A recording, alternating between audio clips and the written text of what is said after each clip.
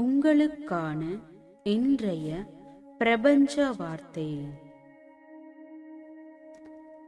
மகிழ்ச்சி உங்கள் உள்ளே இருக்கிறது.